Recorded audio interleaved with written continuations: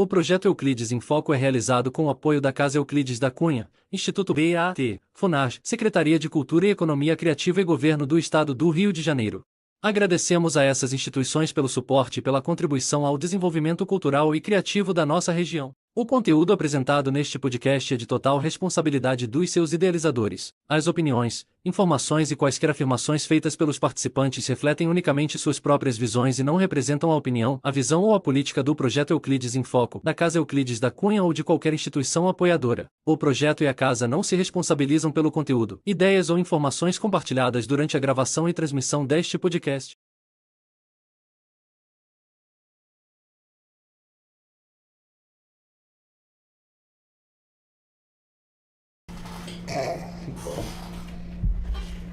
Boa tarde, pessoal. Estamos aqui mais uma vez, para mais um podcast aqui da Casa Euclides da Cunha.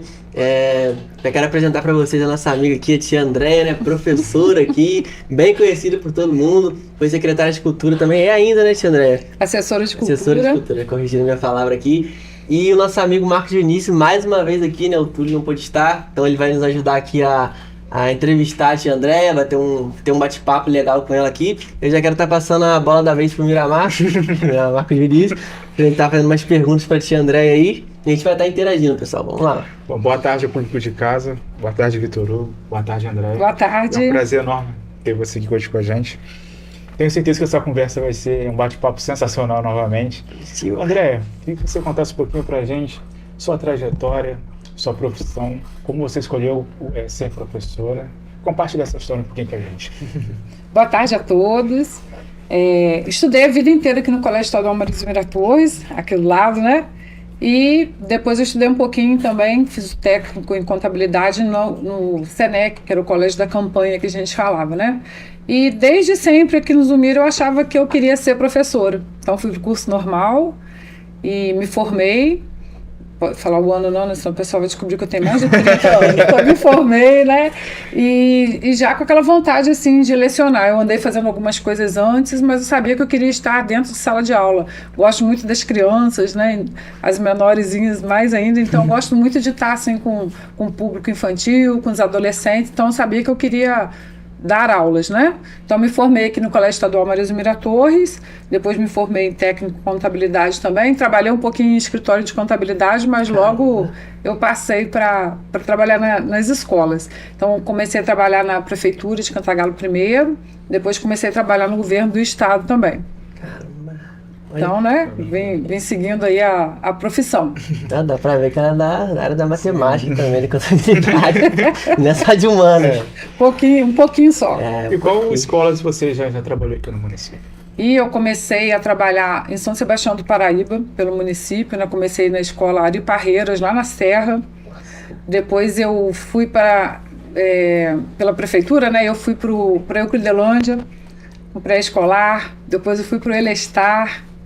Depois vim aqui para o centro, para o colégio Professor Evandro, né? Que já não existe mais ali o prédio, né? Era ao lado da Câmara Municipal. Né? Então, ali da rodoviária. Isso, pela prefeitura eu passei em Paraíba, Euclidelândia, Cantagalo. E pelo estado também, Euclidelândia e depois Cantagalo. Trabalhei na Fazenda Tanquinho, passei no Conde de Nova Friburgo e depois vim para o Colégio Estadual Marisa Mira Torres. Né? Então, em Paraíba, eu fiquei por uns 2 anos e depois em Euclidelândia por 15 anos e depois mais 15 anos aqui no Zumira também. E como essa formação impactou a sua visão no sentido de, podemos dizer, de conviver com alunos, de conhecer a história deles? Como isso impactou a sua vida? Vinícius, eu gosto muito das pessoas. Eu costumo dizer assim que eu gosto de conhecer pessoas, gosto de estar juntos, né? Então, cada turminha que eu tinha era uma turma de amigos. É assim que eu me sentia, né? Eu estava ali para coordenar, para ensinar os conteúdos, mas ao mesmo tempo eu fazia ali vários amigos. E são meus amigos até hoje, graças a Deus. Eu passo pela rua aí, encontro todo mundo, reencontro meus alunos lá de Paraíba, de Euclidelândia, né? Dei aula também por um período de contrato em Boa Sorte, só Santa Rita da Floresta que eu nunca trabalhei. Mas assim, eu encontro com as pessoas e eu vejo que eu fiz bons amigos. Então foi mais assim do que só passar conteúdo. A gente conviveu, a gente trocou experiências, né? E como eu sempre gostei muito dessa parte de cultura, de arte, então eram aulas animadas que a gente gostava de fazer, muito teatrinho, muita brincadeira. Então, assim, eu me sinto feliz com a trajetória que eu tive dentro de sala de aula. Você falou sobre Boa Sorte, lá você deu aula em qual escola? Lá no João de Abreu. Por curiosidade, eu estudei no Antônio Raposo e estudei no João de Abreu. Tá vendo? Agora eu quero saber a sua idade, eu tô curioso. Deixa em off. Deixa em off. E André, como além disso impactou sua vida sobre a cultura? Você é assessora de cultura, né? Como isso impactou sua vida? Bom, ainda eu bem estudando ainda, minha prima Cláudia, ela trabalhava na cultura. Então sempre a gente lá de casa estava andando com Cláudia, fazendo uma coisa, fazendo outra. A gente andava o município todo com os festivais de poesia.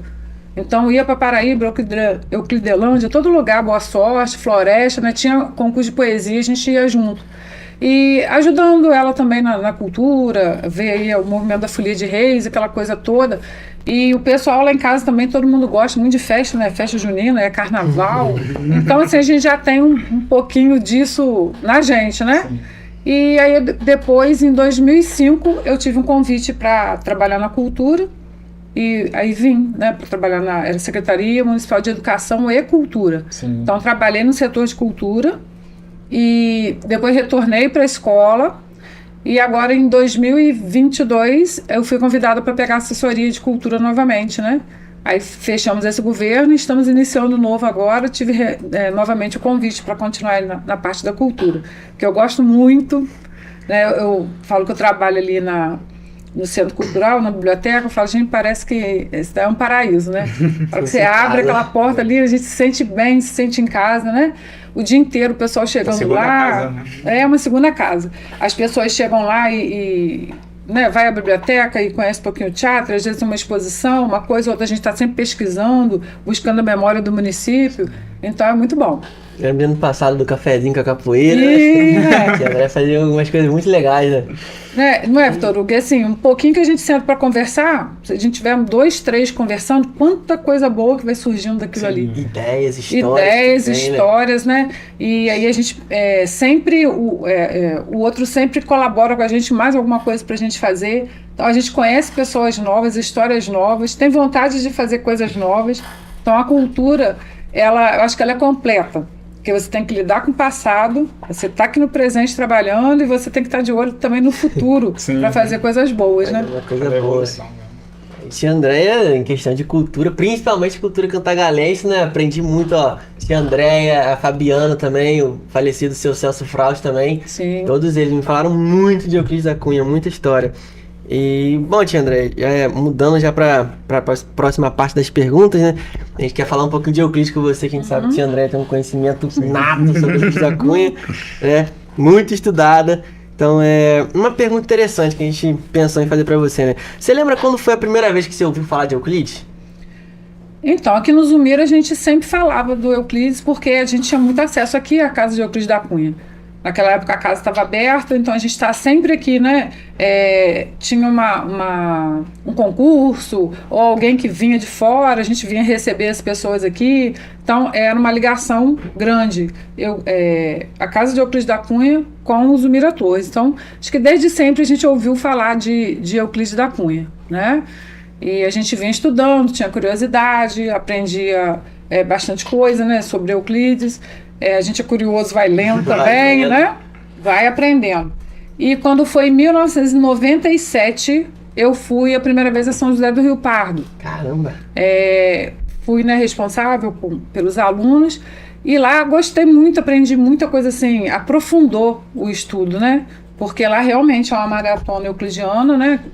E é muito estudo. E Euclides em diferentes situações, né, em diferentes disciplinas, né, para a gente estudar, então aprendi muito lá.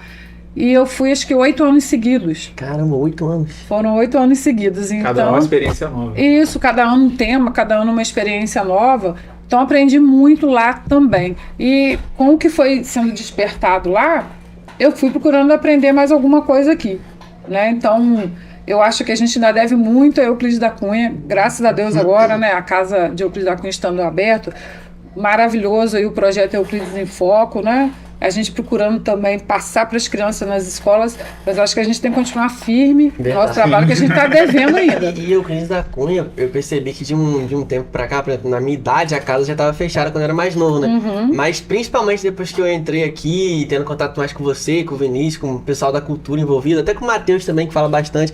Assim, parece que o mundo se abriu pro Euclides da Cunha. Sim. É tanta informação, tanta coisa que a gente ouve falar, você fala, cara, esse cara saiu daqui mesmo, ele era daqui, Euclides da Cunha daqui não pode. É cantar galera pro Brasil inteiro. E a gente vê que na nossa cidade tem muitas pessoas importantes, como foi falado acho que no podcast retrasado, né, com o Pedro, eu sempre tenho dificuldade na pronúncia do nome, Pedro é Rafael Negli, que se fala, né? Negli.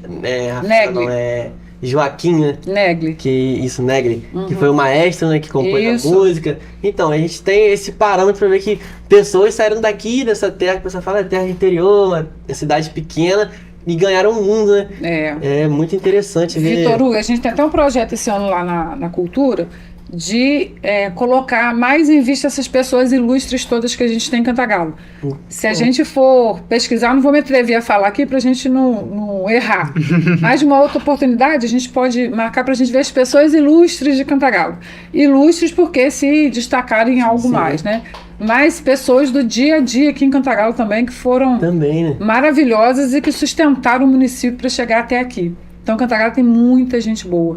E quando a gente fala assim, eu falo isso com as crianças também em sala, né? Euclides nasceu aqui em Cantagalo e olha em quem ele se transformou.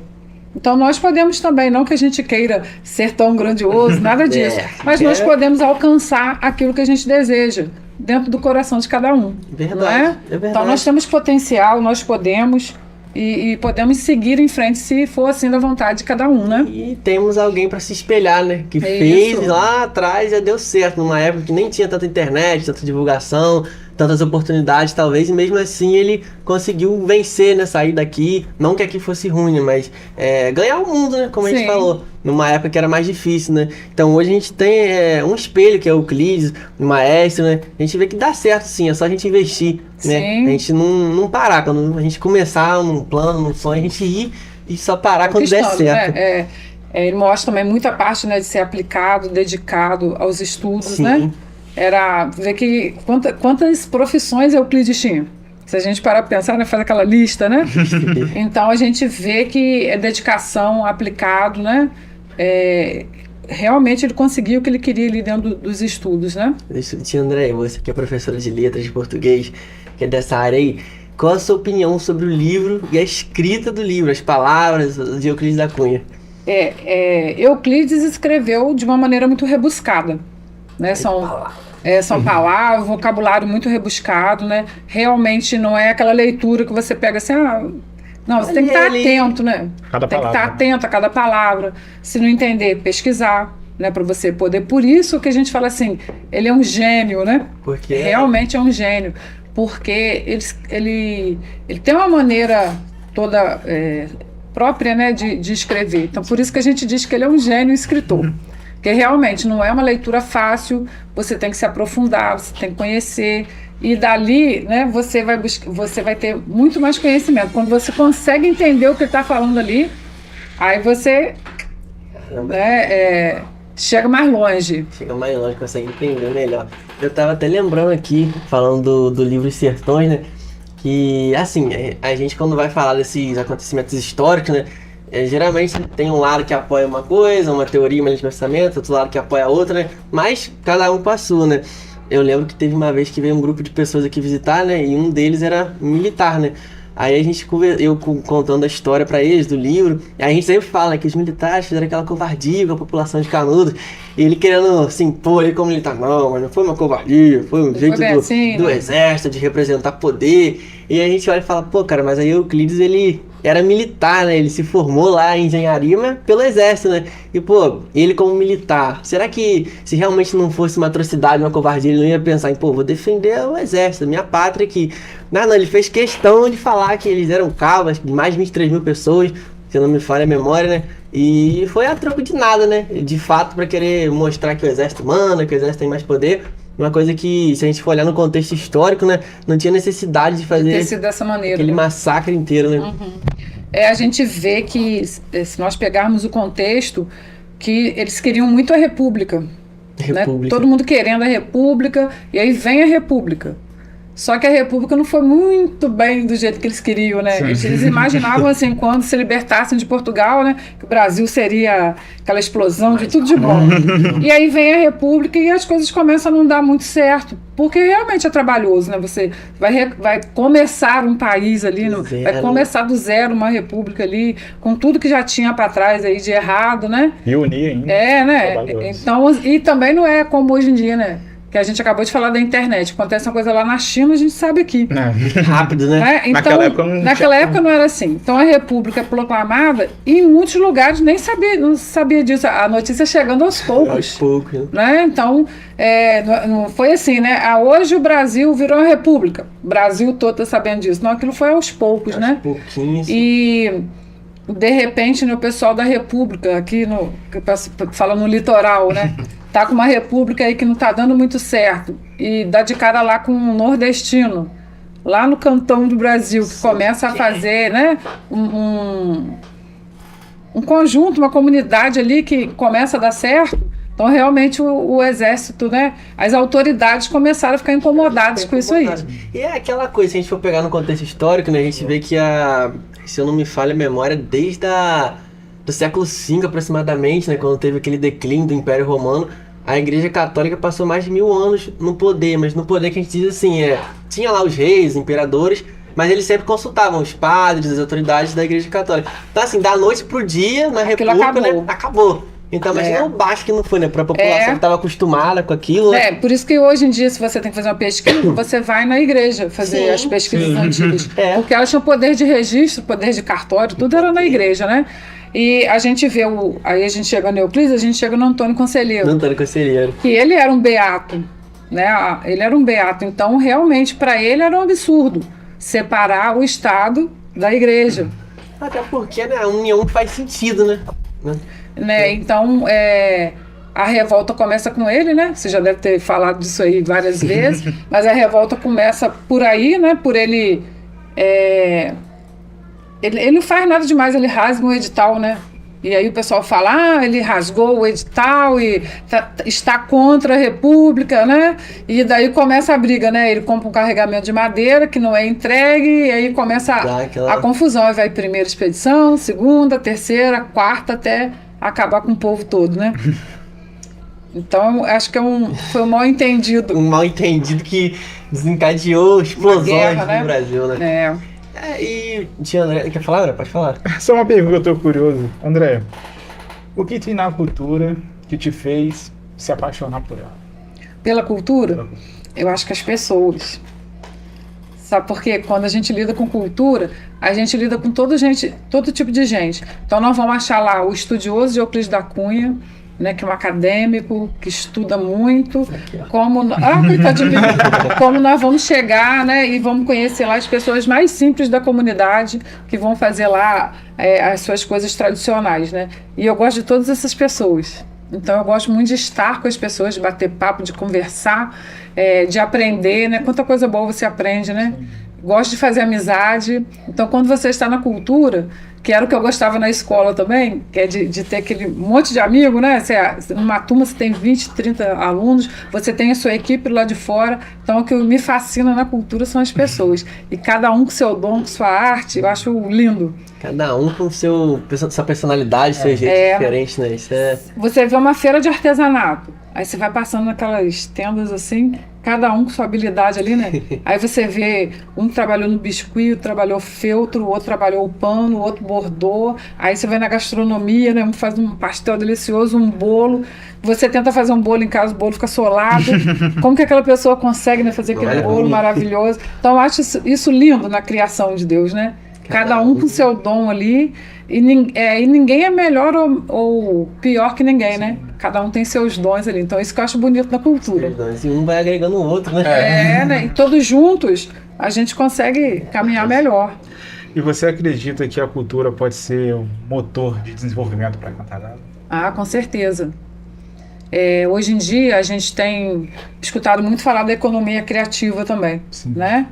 Então, eu acho que, com certeza, a cultura, tanto com os fazedores de cultura, né, que a gente usa esse termo agora, que são pessoas que podem, né, levar o nome do município, como com a parte histórica do nosso município. A gente tem muito potencial histórico e, por isso, também muito potencial turístico. Então, a gente tem que puxar esse gancho aí da história do turismo para poder trazer as pessoas para Cantagalo. E o que eu acho que falta para nós também é esse pertencimento, ter esse orgulho da nossa terra, né? Que a gente costuma, quem está aqui dentro, fala assim, não tem nada. E você fala, mas não tem nada? Como não tem nada? Não tem nenhum evento, não tem nada. Mas você foi em tal evento assim? Não, nem fiquei sabendo. Aí fala que não tem divulgação. Sempre é assim, né? Os que tem não vai, né? Nos que tem não vai. E geralmente, assim, as pessoas se acomodam dentro de casa mesmo, né? Às vezes é ruim sair de casa, tem aquela preguiça, mas é mais fácil falar que não tem nada. Mas nosso município tem muita coisa boa. E precisamos fazer muito mais ainda, né? Mas nós já temos uma base bem boa de cultura e de turismo que a gente precisa agora fazer com que ela cresça. Sim. Interessante que você falou sobre o município de Cantagalo ser história, porque aqui a gente tem muita história, né? Muita. Basicamente a criação de outros municípios. Isso, Cantagalo é terra-mãe, né? Terra-mãe. Então é algo sempre impressionante. É algo que eu sempre falo. Eu não me vejo alguns anos morando fora daqui, porque eu já gostei tanto de Cantagalo, ainda gosto, que é impossível me ver morando fora daqui. Fora, né? É verdade. E é aquele orgulho de pertencer a essa terra e de ser cantagalense é algo maravilhoso. E pra gente, o que acontece? Cai no dia a dia, tudo muito comum, né? Sim. Aí eu recebo muitas pessoas lá no Centro Cultural que vêm fazer um curso ou que estão ali no hotel, dão uma passada, eles ficam aí encantados com a nossa praça, é o nosso coração, né? Todo Praça mundo João fala. 23, que é o E tem Jardim muita de história, Cantagalo. né? Nossa, só de estar no jardim, as pessoas falam, meu Deus, que lugar maravilhoso, né? Vocês são muito privilegiados. Aí só se a gente imaginar em volta do nosso jardim. A gente tem um santuário, um prédio muito bonito, cheio de história. Lindo, a gente tem o prédio do fórum.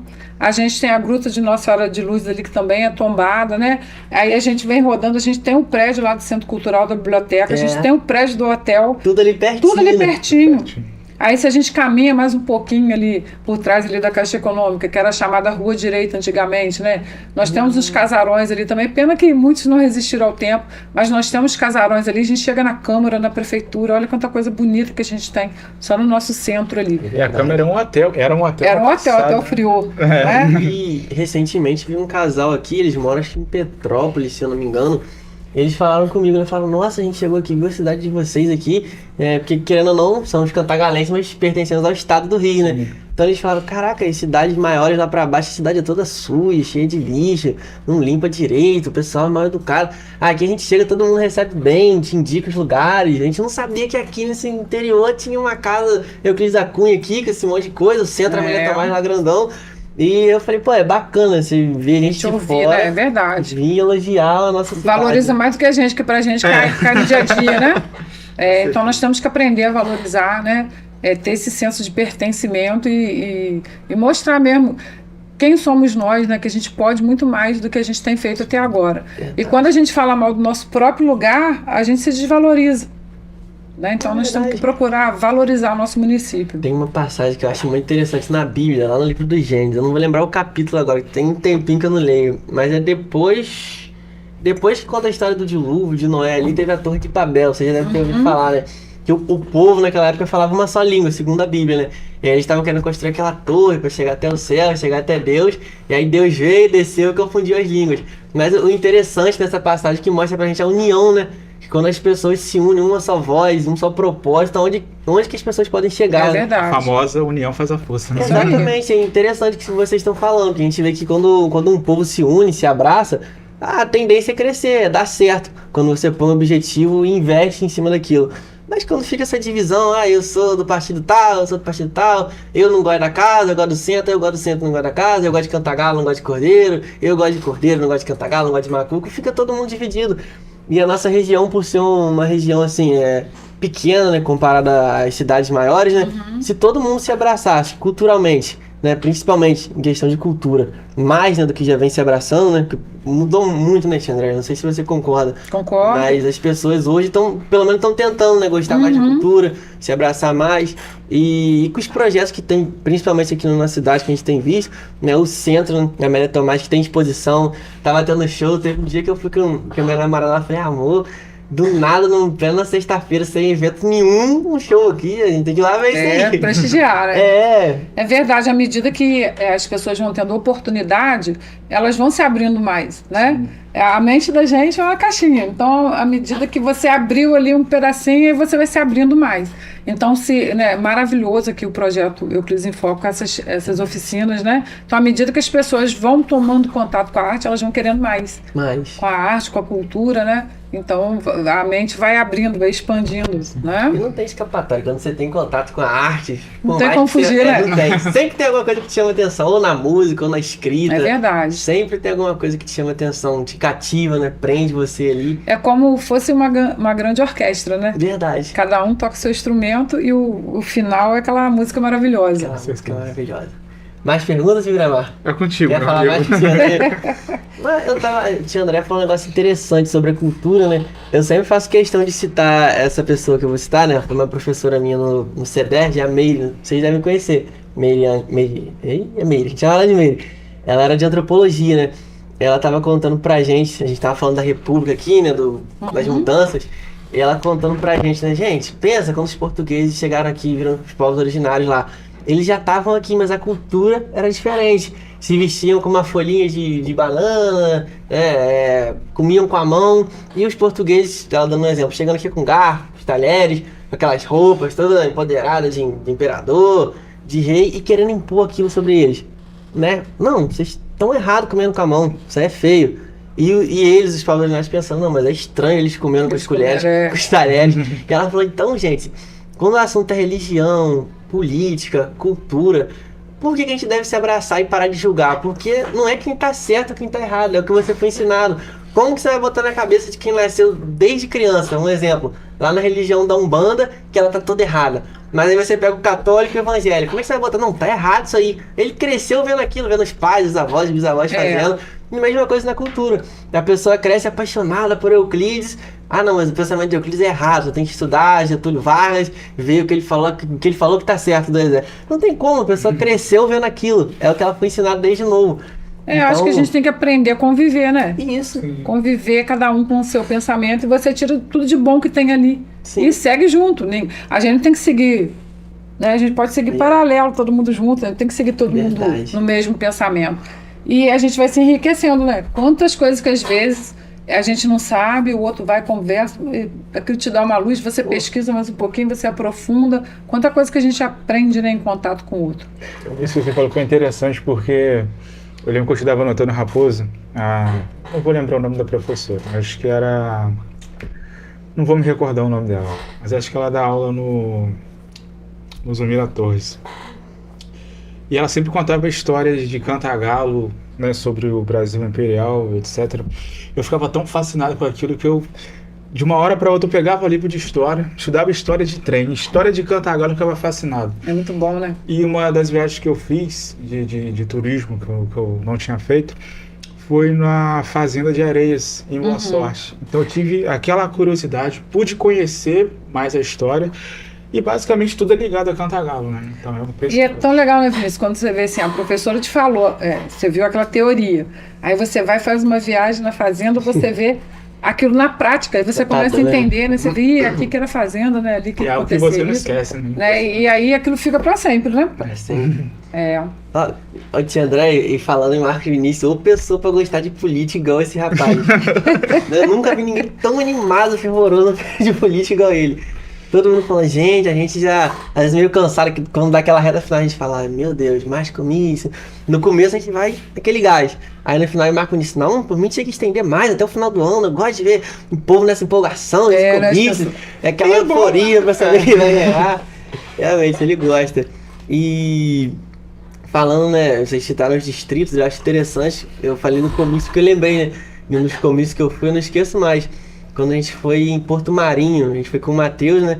Aí chegou lá, a Manuela começou a falar, chorou, foi lindo, né? E o Dr. Júlio também falou, né? A gente sabe que o Dr. Júlio é um cara estudado demais também, né? Muito inteligente. Eu particularmente sou fã dele, do seu Celso Fraust, né? E ele falando, gente, o nosso município de Cantagalo, se você for olhar a extensão territorial dele com os distritos, ele é maior do que Nova Friburgo. Porque, por exemplo, daqui de Cantagalo, a gente foi até Porto Marinho, deu de carro 1h30 ou mais, né? Sim. Passando pela estrada de chão. E de Friburgo a Cantagalo, Cantagalo a Friburgo. Se você for dirigindo bem, na velocidade considerável, cerca de 50 minutos você faz. Claro, é asfalto e tudo mais, mas em questão de quilômetros, a gente deu pra perceber que realmente a extensão territorial é maior. E aí a gente fala, caraca, a gente tem mais terras do que a cidade de Nova Friburgo. Estamos em Porto Marinho, imaginar. Isso aqui pertence a Cantagalo. É impressionante. Você chega aqui em Delante e fala, tô em Cantagalo. Chega em Porto Marinho, eu tô em Cantagalo. É muito interessante. Isso aqui é nossa terra, isso é... Então, a gente tá falando sobre isso, porque nós, cantagalenses, não conhecemos Cantagalo. Então, um dos grandes entraves que a gente tem, acho que na cultura, acho que em geral, é a falta de transporte. Se nós tivéssemos, já pensou, uma van, alguma coisa que a gente pudesse visitar os distritos, né? Então a gente tem que lutar por isso aí também, né? Quem sabe a gente consegue. Mas a gente pensa muito nisso. O cantagalense não conhece Cantagalo. E Cantagalo é muito bonito. Muito bonito, né? Então agora a gente tem feito Galo Trilhas aí, estão convidados, tá? Nossa próxima trilha é dia 8 de março. Ele eu já não sei, mas em homenagem à mulher. Pode contar com a minha presença. Então a gente tem feito Galo Trilhas e tem sido muito legal, porque a gente... Aqui no centro, a gente entra nas trilhas, vê paisagens que a gente nunca imaginou. Do alto, a gente vê Cantagalo de uma maneira diferente. Então, aqui pelo centro tem sido muito legal. Nós já fizemos a do Horto, aqui da Batalha, lá na Sete Quedas. Então, a gente foi conhecendo. Nós já fomos a Boa Sorte. Chegamos lá, fomos recepcionados na Almec pelo Mesac. Deu uma aula de história para todo mundo. Quanta coisa que ele falou ali que enriqueceu o pessoal. Tem um museu lá na Almec, né? Isso. Depois subimos, fomos até o portão da Fazenda de Areias. Então, olha quanta coisa bonita que a gente foi, né, conhecendo. Em janeiro, nós fomos com a trilha Paraíba, fizemos caminhada. Aí fomos Beira Rio, né? Caramba. Tão bonito aquilo tudo, né? Voltamos, ficamos lá conversando um pouquinho na beira do Rio, Paraíba. Quanta história, quanta coisa que a gente ficou sabendo lá. Em cada local, a gente acha alguém que conhece muito da história, que conta pra gente, né? Diz como era o local, como que está sendo agora. Então, já é um projeto aí nosso que é Cantagalo, conhecendo Cantagalo. Então, a gente marcou, sempre uma trilha por mês, no último sábado, mas a gente faz umas extras. Então, a gente não fez a última por causa da onda de calor, mas está marcado dia 8. Queria até convidar vocês, dia 6 de março, que é quinta, nós vamos ter uma caminhada noturna, que é caminhando com mão de luva. Está chegando 9 de março, aí é o aniversário da cidade. Então, nós vamos fazer uma caminhada noturna, dia 18, às 18 horas, dia 6, e dia 8 tem uma trilha chegando aqui, nós vamos falar o percurso, convidados. Então, vamos participar sim. Até Vanildo, que está escondido ali, está convidado também. Vai mesmo. E é muito interessante você falar o 9 de março, porque são mais de 200 anos de Cantagalo, né? Então, 211. 211. Então, tantas histórias do município. E se eu não me engano, eu acho que Cantagalo é um pouco mais velhinho do que Nova Friburgo. Acho que Nova Friburgo surgiu 2 ou 3 anos depois de Cantagalo. Então, se a gente... Aí esses dias o pessoal está perguntando, mas não era 2 de outubro? Né? Realmente a gente comemorou o aniversário de Cantagalo muitos anos, 2 de outubro. Mas na verdade era elevação à vila. Sim. 9 de março, 2 de outubro seria em 1857. O 9 de março é lá em 1814. Então é anterior. E aí começou dessa pergunta que você fez, se Cantagalo é anterior a Nova Friburgo, como Nova Friburgo faz aniversário primeiro que Cantagalo? Aí começou essas pesquisas, né, foi olhando e realmente foi feita a correção aí do aniversário da cidade. Então é 9 de março de 1814. Nós vamos fazer 211 anos. Registrado no papel. Mas Cantagalo é anterior a isso aí. Né? Teve um Mão de Luva aí com o seu bando. Ele deve ter vivido aqui aproximadamente 26 anos pelos estudos. Caramba. Tudo que já existia aqui antes. Já existiam algumas casas, alguns sítios antes, né? Então Cantagalo é anterior a esses 211 anos. Mas mais antigo do que a República, né? A gente fala pelo registro. Sim.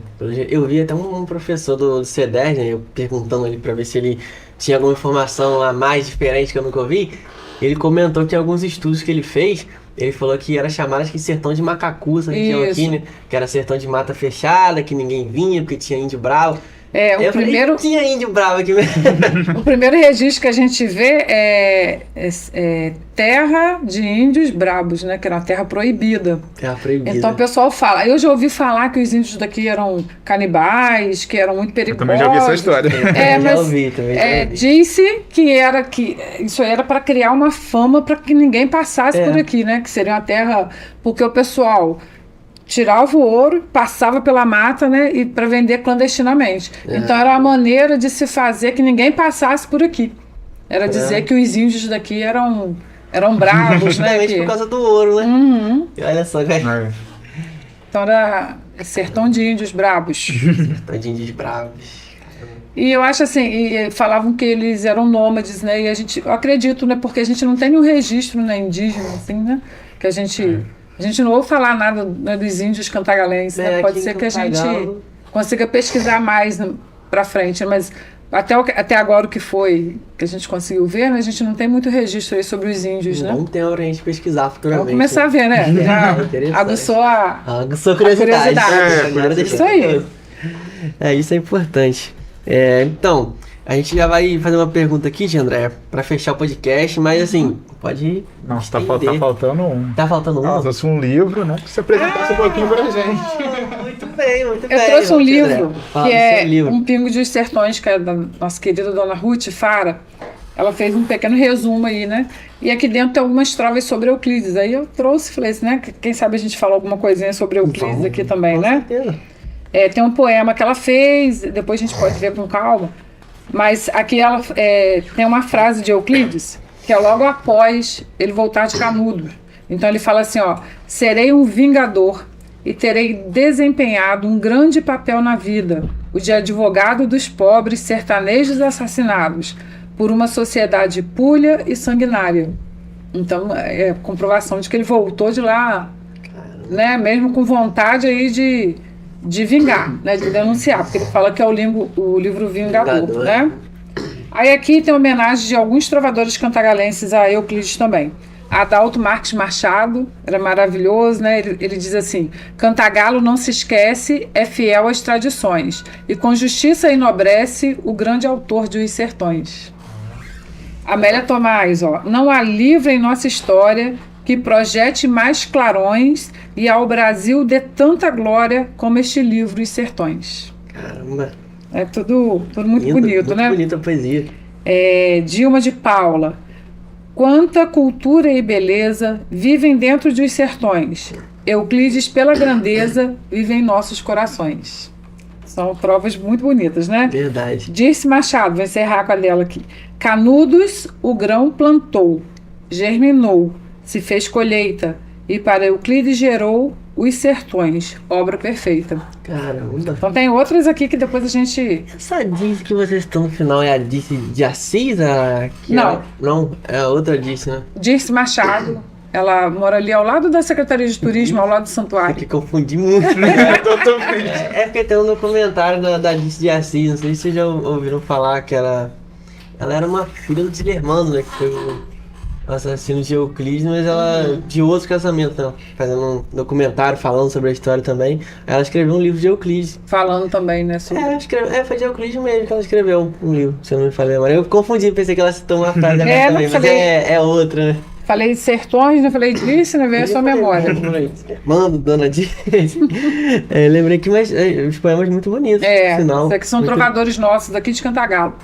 Esses livros estão disponíveis na biblioteca. Tem, todos lá na biblioteca. Aí, se você puder, né, a pessoa que tem curiosidade de conhecer o Centro Cultural Professora Amélia Tomás, pudesse falar um pouquinho pra gente, o horário de funcionamento. Lá nós temos 2 ambientes, né? A gente tem o ambiente da biblioteca, Acácio Ferreira Dias. O Acácio Ferreira Dias foi um escritor também cantagalense, foi prefeito, jornalista, né? Então, um homem que lutou muito por Cantagalo. Tem os livros dele também, Terra de Cantagalo, volume 1, volume 2 lá. Ele junto com Dona Amélia, né? Eu soube que foram os dois que fizeram a lenda de Cantagalo, né? De que Mão de Luva seria é um nobre português, né? Que beijou a mão de Dona Maria. Então diz que essa lenda foi escrita por eles, né? Então a biblioteca leva o nome dele e a gente funciona de 9 às 17 horas. E atrás da biblioteca a gente tem anexo o Centro Cultural Professora Amélia Tomás, também de 9 às 17 horas. Sendo que tem a programação de fim de semana, né, de eventos, que vai estar sendo publicado no site da Prefeitura, né, no Instagram, então vai sendo informado por lá. Mas de 9 às 17, o Centro Cultural está aberto de segunda a sexta. Então o público aí já está convidado a conhecer o Centro Cultural. Isso aí. Claro, pessoal, conhecer, você turista, até da cidade mesmo que nunca foi, vamos lá conhecer o Centro Amélia Tomás. Que por sinal, tô com saudade. Também eu não vi a programação, mas tô com saudade daquele showzinho que tava tendo final de semana. Muito Agora bom. em março, se Deus quiser, a gente começa aí com a nova programação, né? Mudança de governo, então janeiro não foi possível fazer muita coisa. Aí vem fevereiro, pré-carnaval, né? Todo mundo trabalhando aí em função aí do carnaval. Aí, março, se Deus quiser, estamos de volta aí com os nossos projetos. Agora a gente só vai focar no... Tem que ler e escrever, né? Tem que ler e escrever. E um deles já está confirmado, que é a pequena notável de 7 Túlio. de março. 7 de março. Estão lá ensaiando, fazendo Um ensaio abraço geral para lá. Túlio. Saí de lá e estava lá ensaiando. E o espaço é muito importante, olha que legal. A gente tem um centro, né, cultural que é para ser feito peças, né, teatrais, e temos aqui na oficina Oficina de teatro. a oficina de teatro, olha só. É isso que eu falo, de mãos dadas a gente vai mais longe, né? Exatamente. Essa parceria foi... Tem a oficina de teatro aqui e tem o palco lá. Então Olha nós só, temos que caminhar que juntinhos, coisa boa, né? Que legal, que bacana. E todas as oficinas sempre tem um aluno novo chegando, né? Então é algo muito interessante. Verdade. E da oficina de teatro, a mesma questão. As pessoas vieram para cá, aprenderam sobre teatro, e em março vão se apresentar lá. E Já se apresentaram em dezembro, né? Fizeram a peça do Alto de Natal, O Alto né? de Natal. Fizeram Foi muito sucesso, bonito. por sinal. Muito bonito. Foi muito bonito. Já se apresentaram em dezembro, agora é a Pequena Notável, né, de Carmen Miranda, né? Com Carmen Miranda. E nós vamos celebrar junto também o Dia da Mulher, que vai ser dia 8 de março. Então a gente vai ter uma programação que nós já vamos lançar. Já adiantei um pouquinho para vocês. Quinta é a caminhada. Aí na sexta nós temos o teatro com a Pequena Notável, né? E no sábado a gente tem de manhã a trilha, feira de artesanato e gastronomia. Depois nós temos uma visita guiada pelo jardim falando da história de Cantagalo. Temos palestras lá dentro também, em parceria com o Conselho da Mulher Empreendedora e com a Secretaria de Saúde, sobre empoderamento da mulher e empreendedorismo. E depois nós vamos ter um show também. Então depois vai estar tudo divulgado para vocês. Já pode adiantar pra gente? Não conta pra ninguém não, deixa bamba. Não dá pra ninguém, não. Conta pra ninguém não. Mas, né, a gente já tá planejando aí. Acho que em parceria a gente vai mais longe, né? Então Vai mais a gente longe, tem que com certeza. dar as mãos e caminhar. Que bacana, né? Tá sendo crucial essa parceria, né? Casa Euclides da Nossa, Cunha, maravilhosa. Centro Cultural Amélia Tomás e Prefeitura. Maravilhosa. Tá. Né, que a gente caminha mais. É verdade. E queria convidar também a criançada para o nosso bloco. Nós vamos homenagear Euclides, né? Nós temos uma pequena escolinha, a gente fala escolinha mirim. Ontem eu estive até conversando com o Luiz aqui a respeito da escolinha, né? Já é o segundo ano que a gente faz o enredo. Ano passado a gente falou sobre Cantagalo. E esse ano nós vamos falar sobre Euclides. Que legal. E o enredo é Euclides, o gênio escritor. E aí você falou até um pedacinho aí do refrão, tem que ler e escrever. Nós tiramos de uma frase dele, que ele fala assim: no Brasil, ninguém lê, ninguém escreve, ninguém pensa. Olha, na época dele, hein? Se a gente trouxer para os nossos dias, né?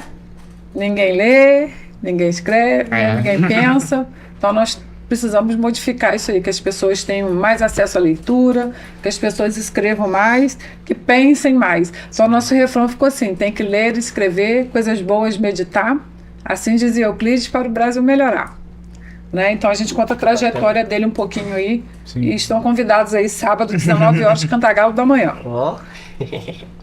E temos uma programação cheia, pra gente seguir. Aliás, falando nisso, aqui na Casa Euclides da Cunha, do dia 1º até o dia 1º de março até 15 de março, teremos uma exposição, né, do Poesias em Fotos, de segunda a sábado, na hora de funcionamento, das 9 às 16 horas. Isso aí. Então, se conhecerem mais a Folia de Reis, né? Sempre todos serão bem-vindos. A Folia de Reis é uma manifestação muito importante. Estou com saudade da Folia de Reis. Né? Então, a Folia de Reis é uma manifestação cultural muito importante na nossa região. Nós já tivemos aqui registrado quase 20 folias no Caramba, passado, 20? né? Depois, aí estávamos com 13, e depois da pandemia alguns mestres faleceram, né? Sim. E hoje em dia nós temos 4 folias. E estamos na luta para dar uma melhorada nisso aí. E o pessoal tem sentido falta da folia de reis aqui no centro, é porque a gente faz o encontro mesmo grande com as folias, a gente faz em parceria com a Associação de Folia de Reis de Cantagalo. Sim. E eles estão acertando ainda alguns documentos, mas se Deus quiser, para esse ano nós já teremos o nosso encontro. Né? Mas a gente tem apoiado no que pode, então nós temos a Folia de Reis em São Sebastião do Paraíba, próximo a Cantagalo, uma aqui no centro, uma em Boa Sorte e uma em Floresta. Caramba. Então nós temos 4 folias ativas, né? E na luta aí para melhorar. E as pessoas têm muito preconceito com a folia de reis, né? Eu não entendo nada que eles cantam, todo mundo bebe, vai para lá, mas não é bem assim, né? A folia de reis é linda, maravilhosa, é um ato de louvor a Deus maravilhoso, né? E tem muita cultura, muita arte, muita poesia ali dentro, né? Eu, quando era criança, quando minha família levava para o encontro de folia de reis, dava um medo de olhar aqueles palhaços, tudo. Mas ao longo do tempo eu fui tendo esse conhecimento sobre a folia de reis. Não é nada daquilo que eu pensava quando era criança. É uma coisa maravilhosa, uma cultura que está sendo bonita, né? valorizada. Com certeza, em breve vai estar encantado. O Estado está valorizando bastante a folia, graças a Deus. Teve um encontro de folia de reis lá no Rio de Janeiro, né? Agora em janeiro, foi muito bonito. Então eles têm separado editais aí para folia. Verdade. Nós aqui no município também temos separado aí uma porção para folia. Então acho que a tendência é melhorar. Você até mandou recentemente um edital lá no grupo, não foi? Mas aquele era do Estado, Do Estado. né? Se eu não me engano, lá tinha alguma coisa voltada para Pra folia. Estão divulgando bastante editais mesmo. Isso é importante, né? Porque Né? E valoriza a cultura. As leis de incentivo à cultura têm sido muito importantes para nós, né? Tem movimentado bastante também, porque Verdade. dá possibilidade ao fazedor de cultura de agir, né? De ter um recurso para poder levar a cultura dele adiante. Então tem sido muito importante para nós também. Verdade. Tia Andréia, agora a gente pode fechar, meu irmão? Tem mais alguma pergunta? Você falou que você ia fazer uma pergunta, né? Não, uma pergunta pra fechar, viu? Falei que a gente fala muito, tia Andréia. A gente fala muito. Se a gente estender mais um pouquinho, que a gente vai, né? Tem mais uma pergunta, a gente vai se aproximar de 1 hora. Estamos em 45 minutos aproximadamente. Sim. Foi pouco ainda, foi pouco. Tá bom a conversa, tá boa. Uma pergunta, tia Andréia. Na sua opinião, o povo cantagalense deve ou não valorizar mais Euclides da Cunha? Eu acho que deve. Eu acho deve e pode, né? Só que nós somos assim, as pessoas que têm que levar Euclides para o povo. Então, vocês trabalham aqui na Casa de Euclides da Cunha, eu trabalho lá na cultura. Então, cabe a nós mostrar quem é Euclides para que ele seja mais valorizado. Por muito tempo, se falou aqui em Cantagalo, sabe aquela coisa que um fala e vai todo mundo repetindo? Por muito tempo se falou aqui em Cantagalo que Euclides da Cunha nem gostava de Cantagalo. Ele nunca se interessou, nunca veio aqui, né? Mas se a gente pegar a vida do Euclides, ele ficou órfão, né, de mãe, foi morar com os tios, então ele saiu daqui com 3 anos, foi para São Fidélis, depois passou em Teresópolis, foi para o Rio. E aquela vida conturbada, né? Não era uma família de posses, então aquela vida mesmo ali corrida, conturbada, né? Ele vai estudar ali no Rio de Janeiro, ele se forma ali, ele forma um núcleo familiar ali, ele fica por ali. Né? Ele não tinha parentes para que ele voltasse aqui em Cantagalo, né? Igual que a gente, tem que ir lá visitar minha avó, tem que ver minha tia. Sim. Ele não tinha parentes para que ele voltasse aqui, né? Mas ele, em uma das cartas que ele escreve para Machado de Assis, a gente tem as correspondências de Euclides, são muito interessantes. Esse André que me falou dessa carta, lembrando. Quem que me falou? E uma umas cartas, o Machado de Assis está em Nova Friburgo. E ele fala para o Machado de Assis, né? Você está bem próximo do pequeníssimo vilarejo onde eu nasci, de onde tenho poucas lembranças e muitas saudades. Então ele não veio aqui porque ele não gostava daqui, não veio aqui porque a vida não deu oportunidade, né? Ele não tinha assim um porquê voltar aqui tão, né? Mas ele nunca falou que não gostava de Cantagalo, que não era daqui, nada disso, né? Verdade. Então nós temos aí que passar por cima desse preconceito. E tem gente que fala, Euclides é chato, né? Realmente, porque às vezes tenta ler Os Sertões e não consegue, mas ele vai além da obra, né?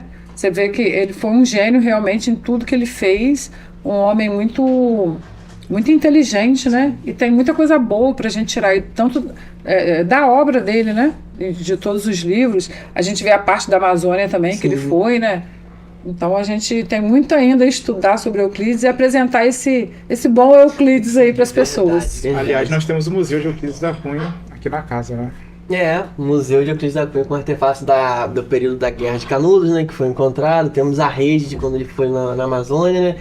Temos a primeira edição do livro Os Sertões.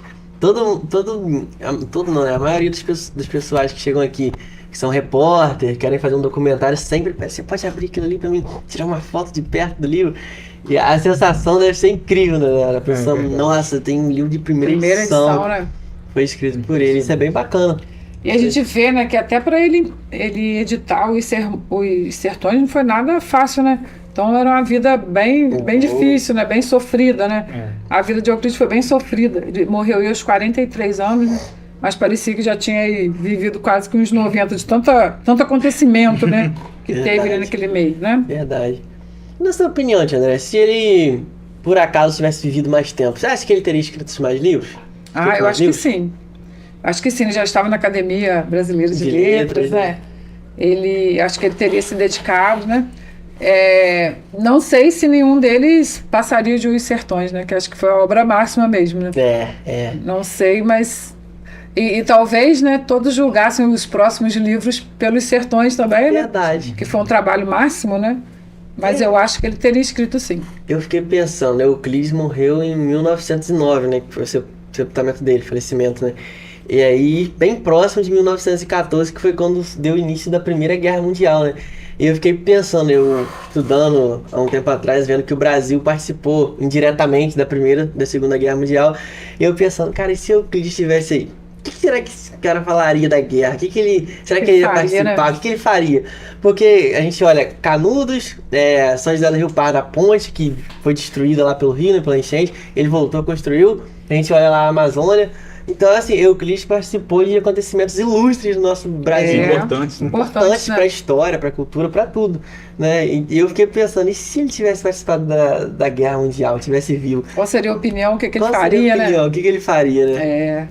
E você vai discorrendo, fica vendo, aí chega lá em 1929, teve aquela quebra da Bolsa de Valores, né? Aí em 1930, aquele suposto golpe, né? Que Getúlio Vargas entra no governo, assume a presidência do Brasil. E aí, mais uma vez, o que Euclides falaria desse golpe? O que ele falaria do presidente, da ditadura? É muitas coisas que a gente fica tentando imaginar qual seria o ponto de vista dele, né? E a gente não consegue, né, ter uma clareza disso, porque ele não tá aqui, mas... eu fico imaginando, com certeza, eu também vou pela sua linha, que ele teria escrito mais livros, mais coisas. Eu acho também. Não sei se superaria Os Sertões, né? Mas acho que ele renderia bem mais, né? Renderia mais. Porque ele era muito aplicado, muito dedicado, né? Verdade. Eu estava sempre escrevendo, né? Era para jornal. Você vê um homem que tinha os afazeres todos que ele tinha, né? Tirava tempo para escrever coluna para jornal. Né? Então, eu acho que ele escreveria sim. Eu também. Mas a gente vê que ele sempre buscava perfeição. Que os primeiros escritos dele são poesias na caderneta de ondas, né? Que é o nome da caderneta. Aí ele fala, né? Ele mesmo tinha um preconceito com as primeiras coisas que ele escreveu. E ele era perfeccionista, né? Buscava mesmo a perfeição. E o pessoal fala que ele era muito sério, né? E que não gostava de carnaval, né? E a gente homenageia na escolinha. Né? É o jeito que a gente tem de homenagear no carnaval, né? Tem que ser assim, né? A gente pede uma licença a Euclides e faz essa homenagem a ele aí na passarela. Aproveitando que você falou de carnaval, a gente quer convidar o nosso público, né? Os turistas que vão vir passar o carnaval aqui em Cantagalo, conhecer a Casa Euclides da Cunha. Conhecer a Casa Euclides da Cunha, conhecer o Centro Amarelo. O Centro Amarelo Tomás vai abrir? Não vai abrir não. Porque a gente vai trabalhar lá dentro, usando, né, para o carnaval, usa como camarim, as coisas ali, né? Os artistas que vão vir, né? Os artistas, né? Verdade. Seria legal a gente falar com o Vinícius, a gente providenciar uma plaquinha, botar lá embaixo, né? Com o horário da casa. Verdade. Né? Casa aberta, que aí o pessoal que chegar na pracinha, né? Dá pra gente ver. Vamos providenciar sim. Não é? Vamos falar com isso. Que a gente, quando tá ali na feira de artesanato, a gente sempre fala, né? Tem a Casa Euclides da Cunha, a gente indica, mostra, né? O pessoal vem. Mas seria legal agora no carnaval a gente botar uma plaquinha, com horário de funcionamento, né? Seria a localização de onde fazendo uma propaganda. O endereço certinho. Eu lembro quando tava tendo reforma no postinho de saúde também, era Pestalozzi, né? O pessoal sempre vinha aqui direto na casa aqui, que é a Pestalozzi, e a postinho de saúde sempre confundia, né? E aí é interessante a gente localizar bem, né? De falar um nome. Tem gente que confunde com a escola Euclides da Cunha. Vem o entregador aqui, não, lá no colégio Euclides, não, aqui é a casa, museu. A gente sempre tem que estar corrigindo, né? Corrigindo as pessoas, né? Mas é interessante, a gente vai fazer assim, na plaquinha, botar o endereço tudo bonitinho lá. Até porque a gente quer visitante pra casa, né? Encher aquele livro de anotações. E algo interessante em homenagem ao Euclides da Cunha, a gente tem estabelecimentos com homenagem a ele, incluindo a farmácia euclidiana. Que é a drogaria euclidiana, isso, né? E o colégio Euclides da Cunha, Rua Euclides da Cunha, aquela ali do FAC, né? Você tá vendo? Sempre tem uma Euclidelândia. Euclidelândia. Antigamente tinha aqui Manteiga Os Sertões. Acho que vocês não chegaram a pegar. Não, eu cheguei. Minha falecida bisavó, eu lembro que ela comprou uma manteiga dessa. Manteiga Os Sertões. Os Sertões, né? A manteiga. É isso aí, Rua Euclides da Cunha, né? Euclidelândia, né? Batizado em homenagem a ele, que antigamente era Santa Rita do Rio Negro, né? Aí passou a ser Euclidelândia. Euclidelândia possui lá o registro dele de batismo, né? Direitinho lá na igreja. Foi batizado lá, naquela igreja de Euclidelândia. Euclidelândia é um distrito cheio de história. Tem história também. Em breve nós teremos Euclidelândia também. Já está reformadinha direitinho. Nós vamos agora colocar os móveis, ajeitar tudinho, a abertura da estação, que será um museu também da memória ferroviária e da memória euclidiana, né? Então, para as pessoas poderem visitar lá em Euclidelândia também. Porque a gente já tem um roteiro turístico aí, que é o Passos da Fé. Né? O Passos da Fé. Isso aí, vai voltar. Se você puder falar um pouquinho pra gente, que é o Passos. O roteiro Passos da Fé, ele começa... Você pode começar lá em Euclidelândia, na Fazenda Paracatu, toma um café lá. Lá você vai conhecer uma gruta, que ela é numa pedra, ela é esculpida numa pedra, muito bonitinha. Então você vai atravessar um riozinho, vai conhecer essa pedra, né? Toma um café. Depois você vem para o centro de Euclidelândia, conhece a igreja onde Euclides foi batizado, né? Conhece a praça central, conhece a igreja que está muito bonitinha, né? Faz um turismo religioso, tem história, né? Isso. Se Deus quiser, em breve, para na estação para conhecer um pouco da memória ferroviária e da memória euclidiana. Depois almoça na Fazenda do Sossego, em Euclidelândia. Um almoço, que não é brincadeira, não. Eu tenho que conhecer essa Fazenda do Sossego. Sabe aquele almoço assim, de fogão de lenha, a lenha, né? Fogão a lenha. E doces maravilhosos. Lá também você conhece um pouquinho, conhece a fazenda, conhece a parte histórica toda lá também. Aí vem para Cantagalo. Chegando aqui em Cantagalo, visita a Nossa Senhora Aparecida, que é a terceira maior imagem do Brasil. Conhece a história do santuário, que está muito ligada à história de Mão de Luva também. Passa ali pela praça, né? Conhece todo o nosso jardim. E conhece a história de Cantagalo ali, né? Passeando ali pela praça.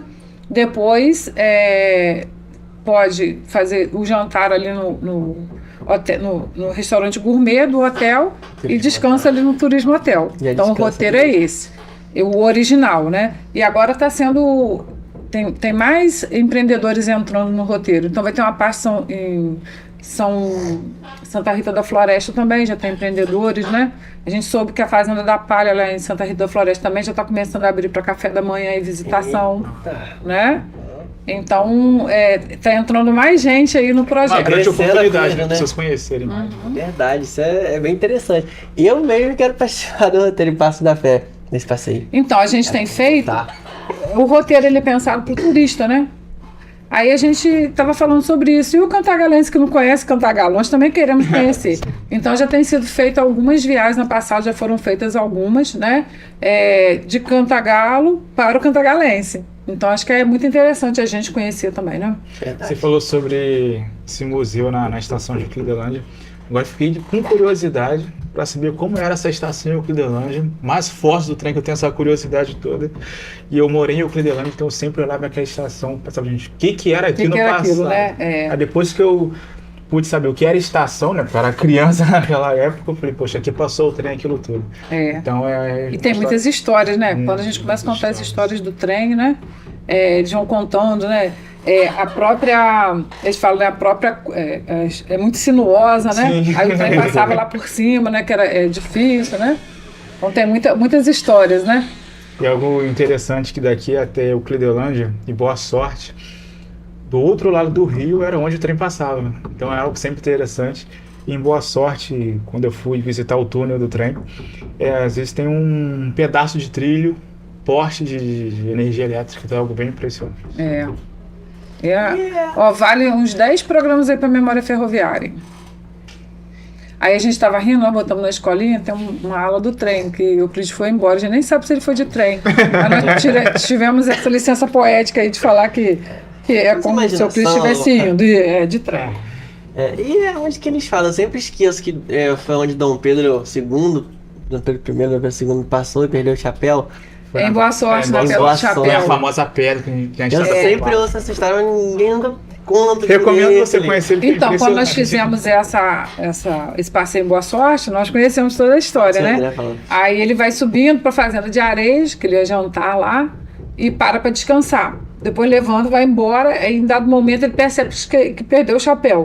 Aí ele faz alguém voltar lá, debaixo da pedra onde eles pararam, para buscar o chapéu dele. Ele ficou conhecido como a Pedra do Chapéu. E curiosamente ela passa por cima da estrada, né? Como se fosse um chapéu mesmo, dando sombra ali para a estrada. E aliás, perto da fazenda de Areias tem aquele açude enorme. Lindo, né? Gosto de tomar banho de açude.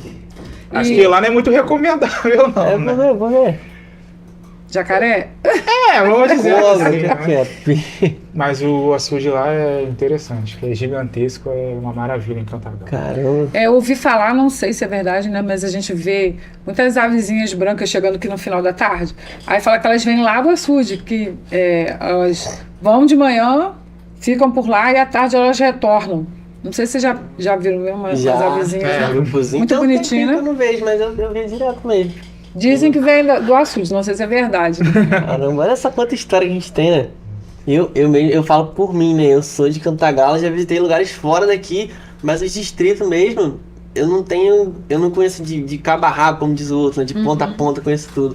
Tem muita coisa que eu quero visitar, o Cludelândia, Boa Sorte, principalmente. São muitas fazendas, né? Nós temos que fazer uma excursão, né? O museu da UMEC lá, eu fico olhando que tem aquele piano lá. Eles falam que tá afinadinho, com vontade de tocar aquele piano. A gente quer fazer um show. Nós vamos providenciar. Fazer um barulho. Espetáculo. Tem muita coisa histórica que eu quero conhecer no distrito também. Acho bacana. Mas então é isso, André. A gente estamos se encaminhando pro final, né, pessoal? Quero te agradecer, né, por ter vindo aqui. Eu que agradeço a oportunidade, né, de bater um papo tão bom, né? Verdade. A gente conversar um pouquinho e aprender sempre mais, né? A gente sempre aprendendo com vocês, traz informações muito relevantes para nós, né? E eu com vocês, isso aí. Quer aprender mais, então vocês têm muita coisa que a gente quer absorver de vocês, né? De vocês? Então, de vocês, você também. Sim, a gente, cada vez que a gente conversa, a gente aprende mais, né? Porque no começo do podcast, baseado no que ele falou, ele também já é uma pessoa que viveu bastante, tem uma idade mais avançada. Não quis falar, né? É porque eu sou uma pessoa que eu sou apaixonado pela história de Cantagalo. Se eu não me engano, acho que ele foi meu professor. Miramar? Eu lembro. Eu acho, joga pra mim. É porque deu aula pra minha bisavó de inglês. É porque todas as escolas que eu estudei, eu sempre tive essa paixão por história e geografia. Então era o que quando tinha aula da semana, quando era história, eu ficava fascinado com o que ia acontecer. Eu ia conhecer um pouco mais da história. Eu gosto muito também. Aí, quando chegava na parte de literatura, né, eu me empolgava falando das coisas, aí tem uns alunos meus já falaram comigo. Você podia dar de história em vez de português, hein? Aí eu falei, agora que vocês estão avisando, agora já é tarde, já tô aposentando. Mas eu mesmo pensava que André era professora de história. Não sabia que era letra. Eu gosto muito de história. Eu pensava que você era professora de história. A Fabiana mesmo, eu nem lembro que a Fabiana é professora, mas não é de história também. A Fabiana dá aula de biologia, né? Ciências. E eu pensei que era de história também, porque sabe porque a gente gosta, né? A gente acaba. Sabe muita coisa de história. Então é bacana. Aliás, interessante. Aliás, você falando de história, eu queria mandar um abraço para minha ex-professora de história, que é Jussara. Jussara Fadu. Fadu sobrenome. O sobrenome é meio complicado, mas ela. Eu sei que ela pra gente no Lameiro. De história e geografia, né? Exatamente. Jussara Fadu. Eu não lembro ao todo os professores de história que eu tive, mas eu lembro de o primeiro que eu mais gostava. É porque ele também era brincalhão, era aquele cara, como diz na nossa linguagem, né? Ele era bobão, brincava com a gente, usava Jansen. Jansen, poxa, de história, eu era apaixonado em história, nas aulas dele, então ele parece que entrava na história. E Jussara também. Eu lembro que, até hoje, né? Não sei se foi no 6º ou no 7º ano, que ela deu uma aula contando sobre a Mesopotâmia antiga, sobre aquela região lá, acho que até dos sumerianos envolvendo. E eu, desde novo, né? Fui criado na igreja e falava, nossa, foi dessa terra aí que Abraão veio, tal do pai da fé. Então, desde novo quando tinha prova, eu falei, pra lembrar o que ela tinha falado. Nossa. Mas eu sempre passei nas provas de história, então menos mal pra mim.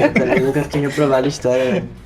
Matemática muito de Você exato. pode ganhar todas, né? Exatamente. Tudo a gente ganha, tia André. É aquela cenoura de altos e baixos. Mas é isso aí, gente. Então eu queria agradecer a tia André mais uma vez por ter participado com a gente hoje. Agradecer Muito obrigado a vocês, estou à disposição. Agradecer o Marcos Vinícius também por estar cobrindo o Túlio aí, né? Que tá ensaiando a peça que vai Tá ser lá ensaiando, sou lá testemunha. no Centro Cultural, né? E é isso, pessoal. Até semana que vem, até uma próxima vez. A gente vai estar trazendo o tia André aqui de novo também, para estar batendo um papo de novo de outros assuntos, falar um pouquinho dessas histórias aí dos distritos, né? De forma mais aprofundada. Então eu quero agradecer vocês, lembrando que o Centro Amélia Tomás não vai funcionar nessa semana de carnaval devido aos ensaios e para servir de camarim para os artistas, mas a casa aqui vai estar funcionando, né? A gente vai colocar um folhetinho lá, como a tia André falou. Então você pode estar vindo aqui visitar nesse período de carnaval. Um bom carnaval para você, cantagalense, para quem vem de fora também, que vai curtir o carnaval aqui, que vai curtir na sua cidade também, estamos assistindo. Um bom fim de semana e até semana que vem.